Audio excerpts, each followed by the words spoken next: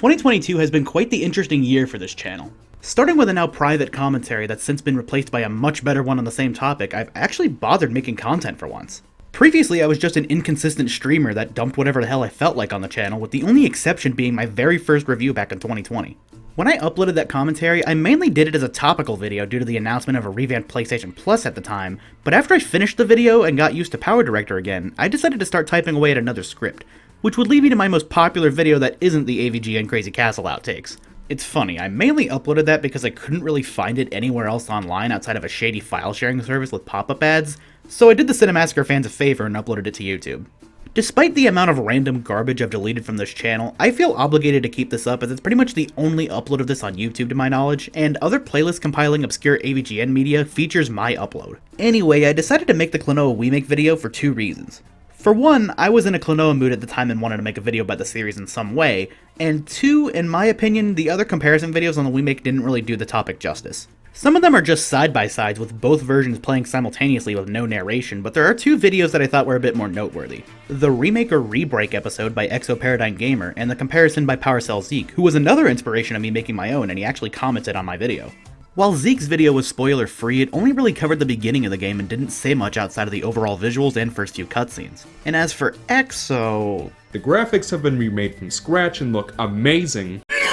So I took on the daunting task of making a very long video analyzing the game and explaining why it's a bad remake in comparison to the PS1 original in almost every way. One thing I never brought up in that video was that the hitbox of the Wind Ring is insanely thin despite the longer attack range. This makes it a bit more difficult to grab enemies on slopes or in the air, which is yet another reason why I prefer the PS1 version.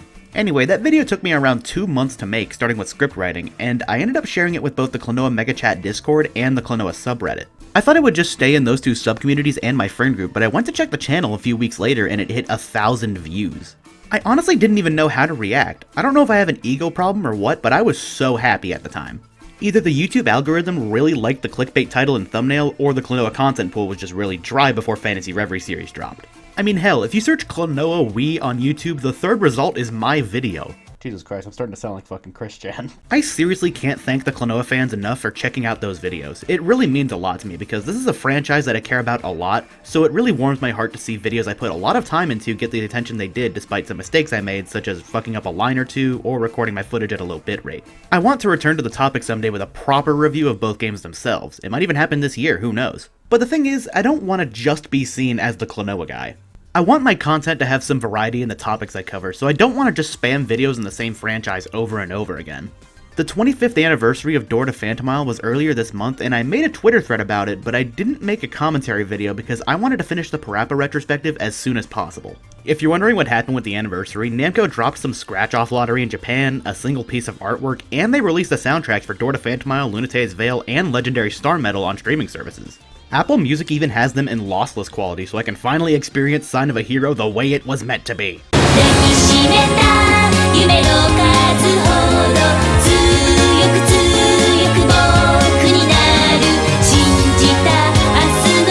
Following my two Klonoa videos, I made a review on a hot new game at the time called Multiverses, which is a game I still consistently play today and even sometimes stream, but I'm not exactly the proudest of that video. I wouldn't call the video bad, but the pacing was real inconsistent with very few jokes. Which was fine in the Klonoa videos because those were meant to be a serious analysis, but here I felt like I was boringly explaining the game, and since it's being constantly updated, some shit was destined to become outdated in that video. Player numbers absolutely fell off a goddamn cliff. I still play the game, but it's way more niche than it used to be. Honestly, I'm fine with that. Call it coping, but I'd rather a game be niche and friendly than get ruined by a bunch of fucking normies who boot up the game once a month and think Iron Giant still needs nerfs. The game is still casual fun, but they haven't really added enough real non-cosmetic content to keep the lost players coming back. Arcade mode is very bare bones. They added one stage since that video dropped, exclusive to custom games before coming to matchmaking for a few hours and being dropped again because it was so bad. They added another stage based on Game of Thrones while I was writing this, and I rarely get it in matchmaking. Finally, they added one additional song to Sky Arena. Just one. I guess it kinda helps with the monotony because I only get Sky Arena 90% of the time when I play Multiverses, but again, it's just another remix of the Steven Universe theme. As for the characters they've added, even though Bugs is still my undisputed main, Rick and Stripe are definitely my secondaries. They are so much fun to play.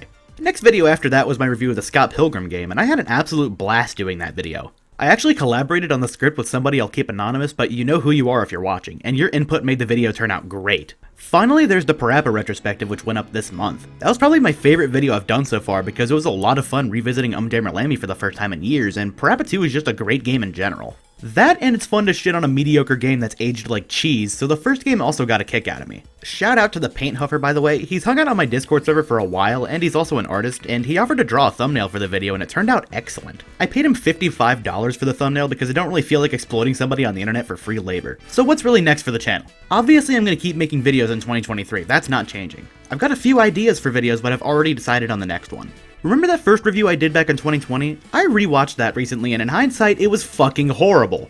I've decided to revisit Battle for Bikini Bottom and make a good video that does the game proper justice. It's one of my all-time favorites, so I wanted to have a good video by me, but hey, I had to start somewhere, right? I'm keeping the old video up because I've already deleted a bunch of garbage on this channel that I'm not proud of, and it's a pretty important piece of this channel's history. In 2021, before I even finished building my computer, I was typing out a script for a Sonic Adventure review, but that's long since been cancelled.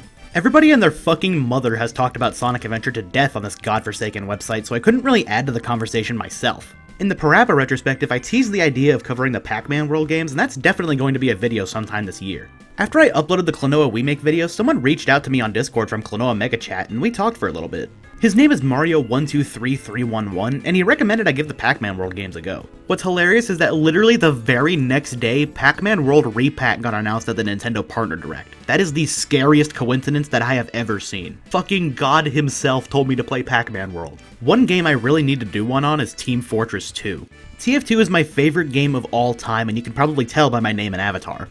I've been consistently playing it since 2015, and that was before I even got my own Steam account. Combining my total playtime would probably add up to around 2,000 hours. I would get into specifics, but I'll save that for the video itself. It's not going to be a review of the game, but more of a sentimental video about my experiences and memories with the game.